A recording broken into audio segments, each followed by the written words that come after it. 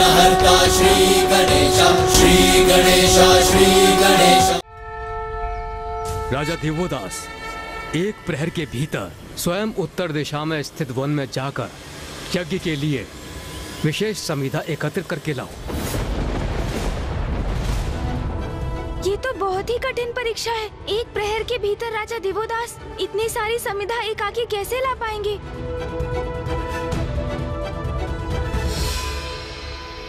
महाराज, आपकी सहायता हेतु अपने साथ चलने की अनुमति दीजिए।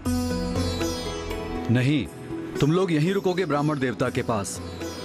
ये कार्य कठिन है, विषम है, संकटों से भरा है, किंतु ब्राह्मण देवता के महायज्ञ के लिए मेरे अकेले जाकर संविदा लाना अति आवश्यक है।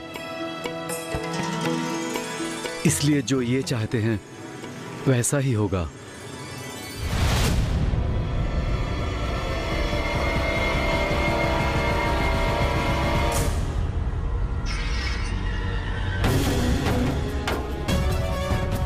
राजा दिवोदास तो ब्रह्मदेव के प्रत्येक आदेश का बड़ी निष्ठा और समर्पण से पालन कर रहे हैं। फूफा जी, आपकी परीक्षा में सर्वथा उत्तीर्ण हो रहे हैं राजा दिवोदास। आपकी परीक्षा के इस द्वितीय चरण में सफल होकर उन्होंने प्रमाणित कर दिया कि कठोर श्रम उन्हें तनिक भी व्याकुल नहीं करता। पिताश्री का काशी में प्रवेश होकर माता से भेंट हो, इसके लिए ये अति आवश्यक है कि राजा दिवोदास अपने सभी परीक्षा और कार्य में विफल हो जाएं। किंतु ये भी सत्य है कि उनके कर्तव्य और धर्मपरायणता से मैं अति प्रभावित हो रहा हूँ। अब मैं सबसे बड़ी परीक्षा में डालूंगा राजन को। मुझे विश्वास है इसमें कदापि सफल नहीं होंगे ये।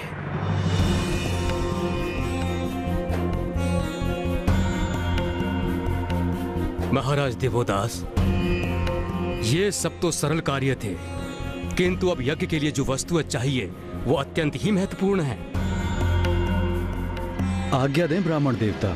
मुझे अभी सप्त सिंधुओं और सप्त नदियों का जल चाहिए।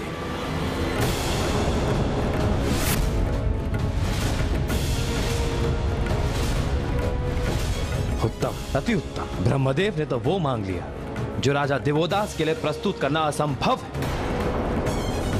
वर्षों बीत जाएंगे उन्हें सप्त सिंधुओं एवं सप्त नदियों का जल प्राप्त करने में, लेकिन ब्रह्मदेव ने तो वो अभी लाने को कहा है।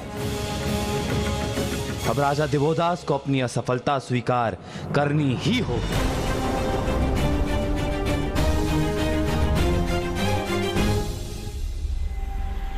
लगता है मेरे द्वारा सौंपे गए कार्य ने राजा दिवोदास को विचलित कर दिया है।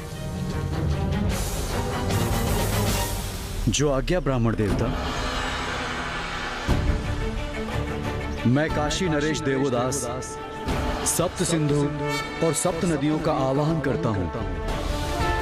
यदि धर्म के प्रति मेरी निष्ठा सत्य है तो आप सभी यहां आकर जल प्रदान करने की कृपा कीजिए।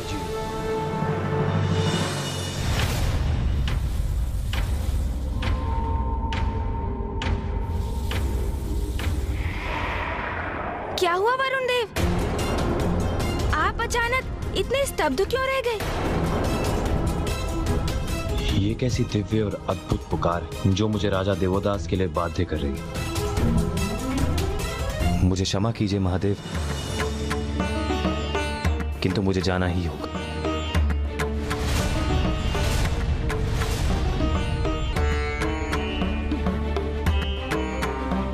वरुण देव,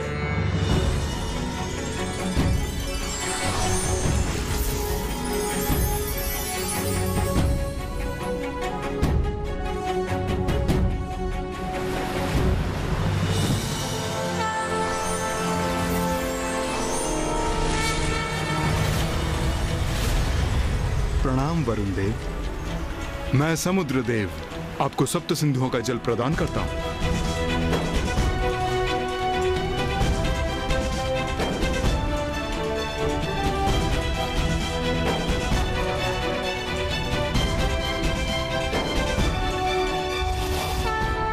महाराज देवोदास,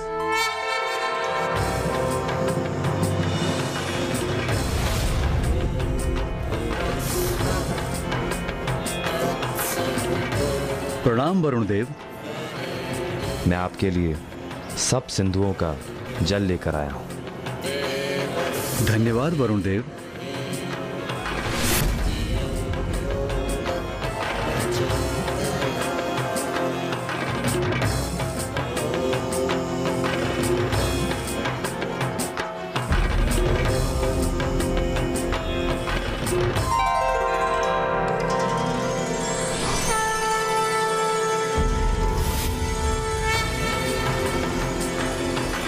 प्रणाम माँ गंगा।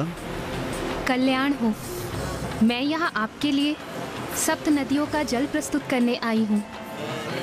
धन्यवाद माता।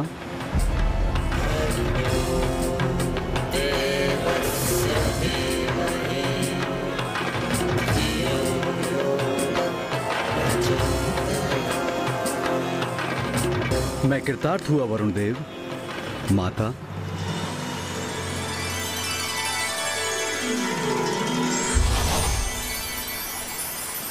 सप्त सिंधु और सप्त नदियों का जल प्रस्तुत है ब्राह्मण देवता।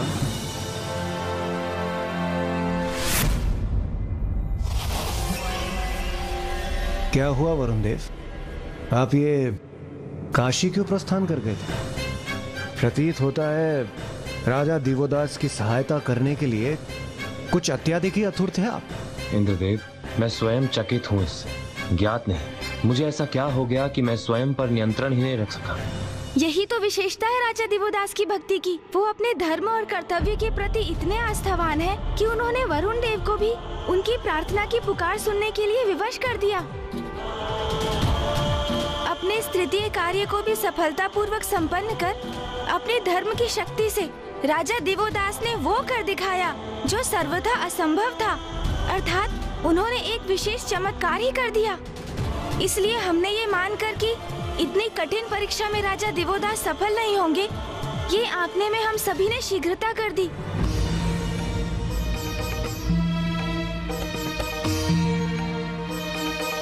महाराज दिवोदास, आपने अपने वचन का मान रखा, मेरे प्रत्येक आदेश का पालन किया।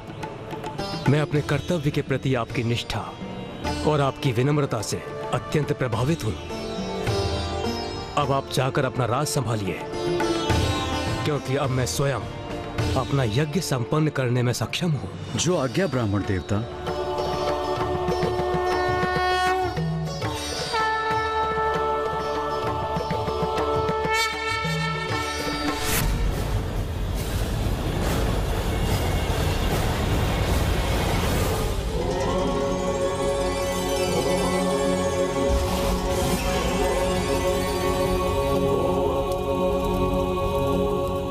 ये क्या?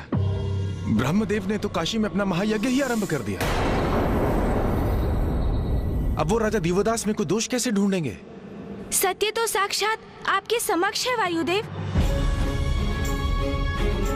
स्पष्ट है फूफा जी भी राजा दिवोदास में और उनके राज में कोई त्रुटि नहीं ढूंढ सके।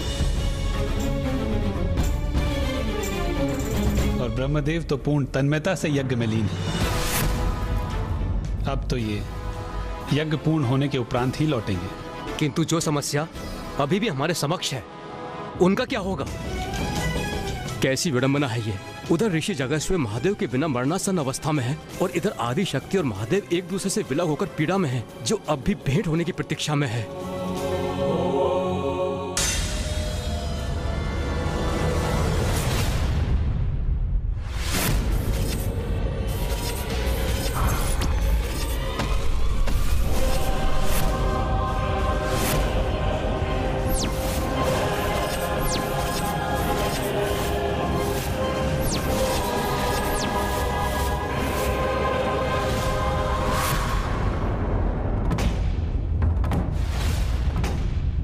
जी क्या हुआ? आपके मुख पर अचानक चिंता का भाव क्यों उभर आया? गणेश, हमारा संकट अभी टला नहीं है, अपितु और बढ़ गया है। परिस्थिति और भी जटिल हो गई है।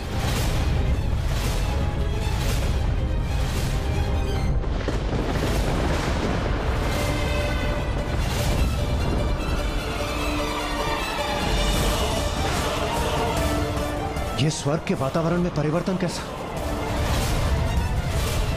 मामा जी कुछ तो कहिए, परिस्थिति और जटिल क्यों हो गई है? क्या देखा आपने जिससे आप इतने गहन चिंता में डूब गए हैं मामा जी?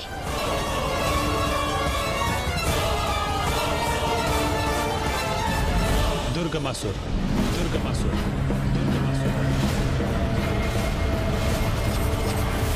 दुर्गमासुर, दुर्गमासुर।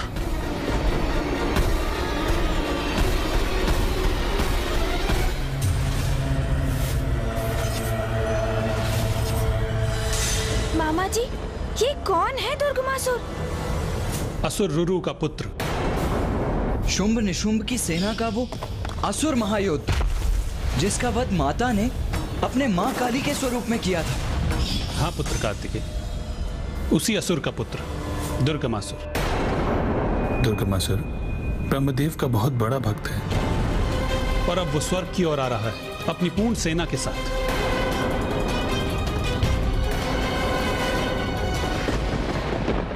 अर्थात वो दुष्ट अपने पिता के वध का प्रतिशोध लेने का इच्छुक है।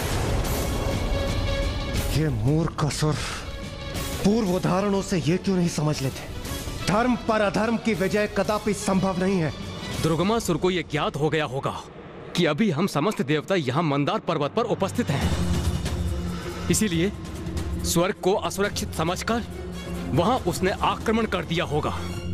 यह दुर्गमासुर जो भी हो, किंतु यदि उसे यह भ्रम है कि उसका स्वर्ग पहुंचकर उसका प्रतिशोध लेना इतना सहज है, तो मैं अभी वहां जाकर उसका वध करके उसका यह भ्रम ही खंडित कर देता हूं। आप सभी पिताश्री और मामाश्री हरि नारायण के साथ यहीं रुकिए। नहीं भैया, हम सभी चलेंगे आपके साथ।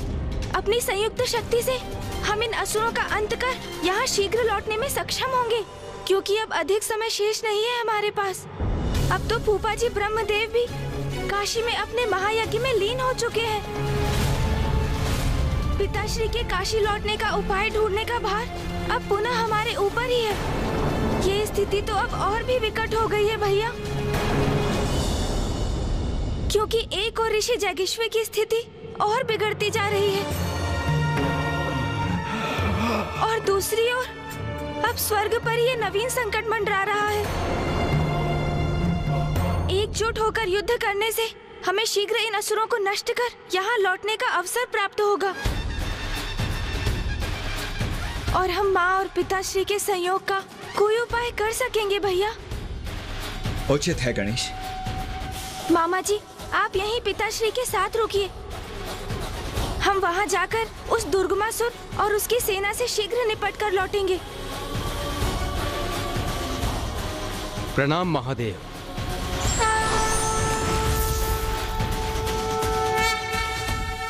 ब्रह्मदेव की भक्ति की आड़ में अवश्य ये दुर्गमासुर स्वर्ग पर अधिकार करने ही नहीं, कोई उससे भी बड़ा संकट उत्पन्न करने जा रहा है।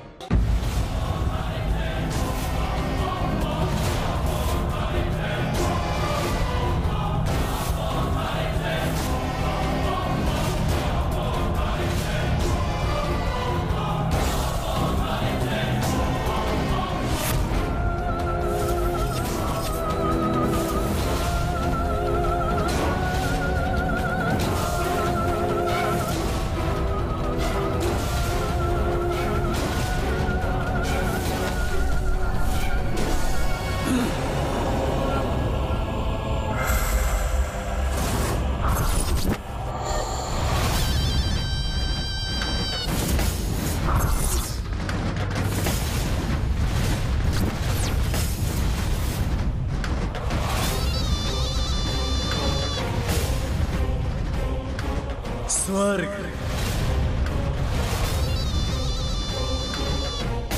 स्वर्ग,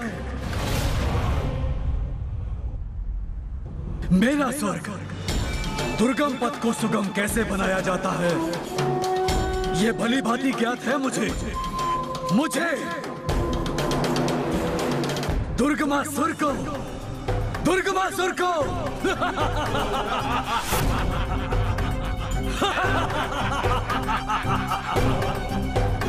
मेरा स्वर्ग, मेरा स्वर्ग।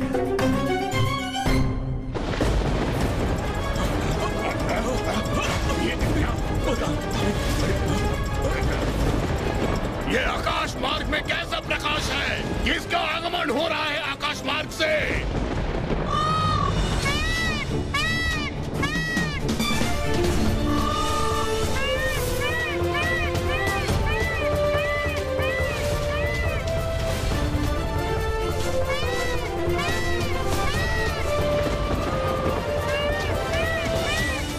दुष्ट असुरों, यहाँ तक पहुँचकर तुमने अपनी मृत्यु को आमंत्रित किया है। अब मैं तुम सभी को स्वर्ग नहीं, यमलोक की यात्रा पर भेजूंगा।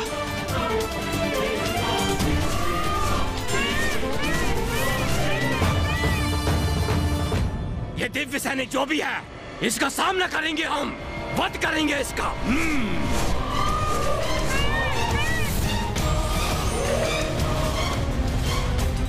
दुष्ट असुरों, अब तैयार हो जाओ अपने काल से भेंट करने के लिए।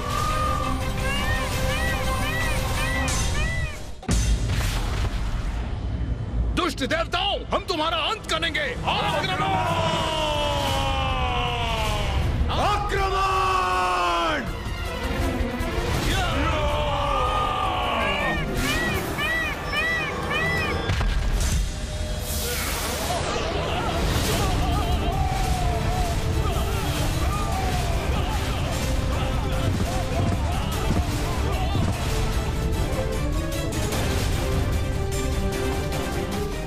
बहुत समय से अपने युद्ध कौशल का प्रदर्शन करने के लिए आतुर हो रहा था मैं।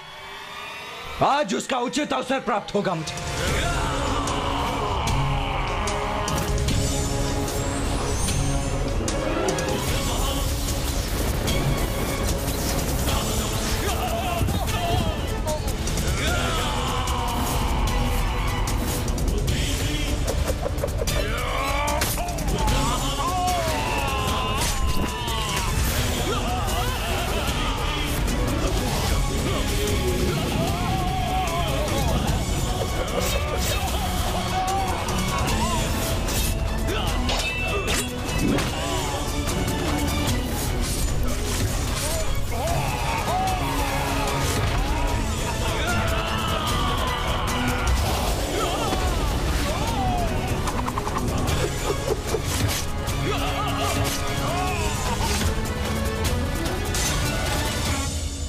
अनुज, गणेश?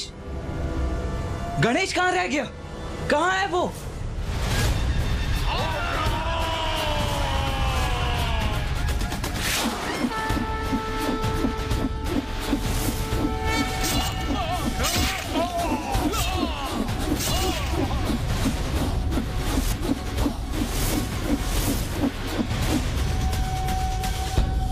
मैं यही हूँ भैया।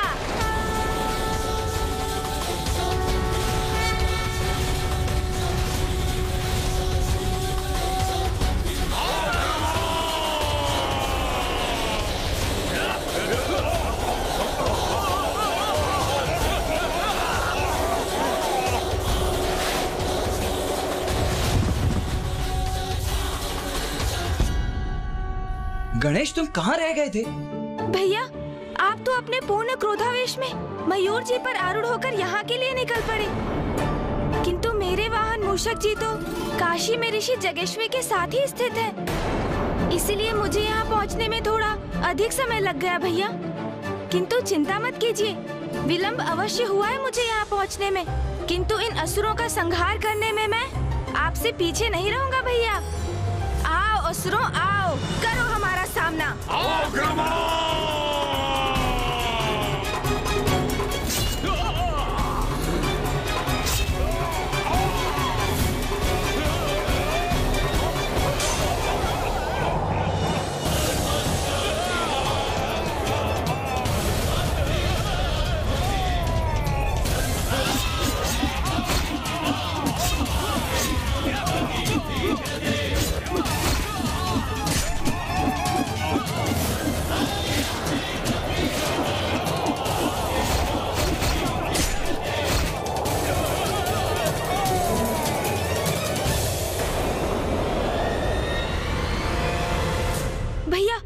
दुर्गमासुर अभी दिखाई दिया मुझे।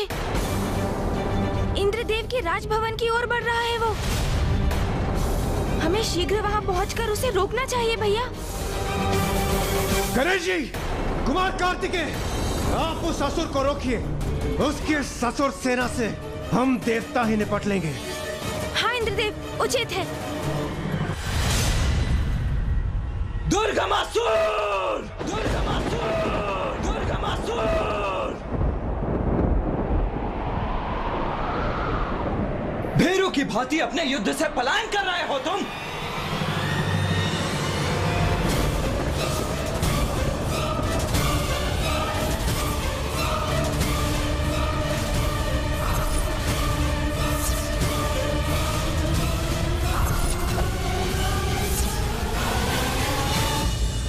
पाकर अधर्मी अधर्म करने से नहीं चूकते, जबकि धर्म का पालन करने वाले धार्मिक कार्य करना नहीं भूलते, फिर उसका फल उन्हें उसी प्रकार से मिलता है। For more updates, subscribe to our channel, click the show links and enjoy watching the videos.